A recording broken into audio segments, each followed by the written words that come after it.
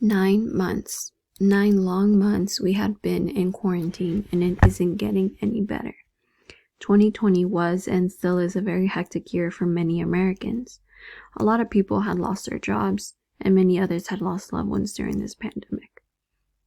So how has one illness impacted us all in a way that will change our lives forever? I am going to be completely vulnerable in order for you to see that I am human just like you. And being a 22-year-old female who had lost her job due to COVID has been very hard for me to be content with where my life is at. I have struggled with anxiety and depression ever since I was 13 years old. So being stuck inside the house doesn't make it any easier. I haven't been feeling myself when I wake up. I don't want to get out of bed. I just roll over and waste time, It's funny because I have all these goals and ambitions, but can never bring myself to accomplish any of them. I used to do all these things, and now I don't even want to clean my room. Feels like I'm stuck in a perpetual state. Being unemployed during these times are as tough as they can get. I live on my own, therefore I have my own bills to pay, and since I don't rely on anyone else, it hit me hard. I did not have the energy or motivation to do anything. I was neglecting the nutrients my body needs. I stopped working out. I even stopped showering for 2 weeks. Can you believe that? 2 weeks? I know, disgusting. It was a pretty deep hole to get out of. I had family members and friends who had gotten COVID and passed away. It was hard for me to comprehend why bad things happen to good people, but it made me realize that these are the kind of stuff that you cannot control. It just happens. Nobody knows why certain things happen and who they happen to. And with that being said, there are plenty of people who had lost their faith in the religion during this pandemic, and it saddens me. If the government can't even have a sophisticated enough plan in order to contain all this madness, should we even rely on them? My topic is about COVID-19 and how it is affecting us.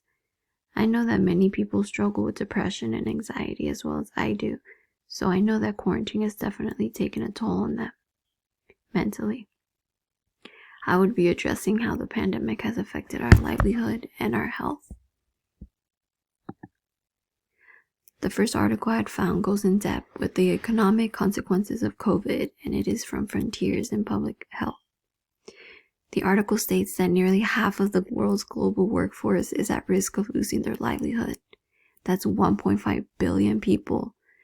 Informal economic workers are the most vulnerable right now because of the majority lack social protection and access to quality health care and lost access to all their assets. I think that there should be an immediate and purposeful action to save livelihoods by extending social protection towards universal health coverage and income support for those most affected. Now is the time for global solidarity and support, especially with the most vulnerable in our societies. Only together can we overcome the health and economic impacts of the pandemic and prevent it from getting worse. The second article that I had found goes a bit deeper on mental health. This pandemic has triggered a wave of mental illnesses. It has been hitting younger people the most. It looks like they did a survey, and out of that survey, they collected 55% experienced mental health issues, and 74% of those respondents are from the ages of 18 to 34.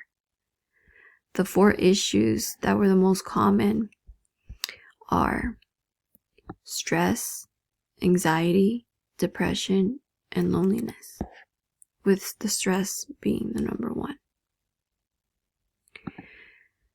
The articles that I have read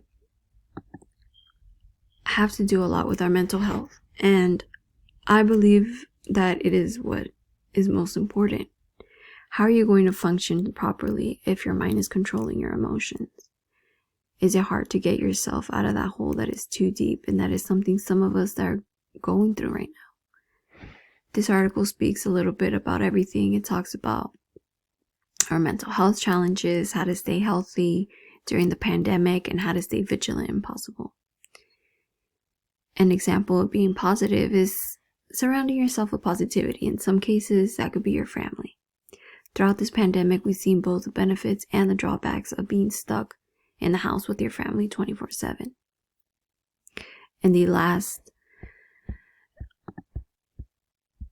article, 34 of those who responded to a survey said that they feel closer to their family, and 52% reported feeling that they made new connections down the way. So all in all, it's not always so bad. There are going to be days where you don't want to do anything at all but stay in bed. But there's going to be days that you might run into your new best friend down the street. You never know. This topic relates to chapter 12 and 13 in the textbook because it talks about coping mechanisms and the mental health issues people struggle with every day. Both the article and the textbook state on how life events can be the number one cause to stress, and stress is the number one most common issue people are going through during this pandemic. The article does provide better health awareness along with some coping mechanisms such as physical fitness.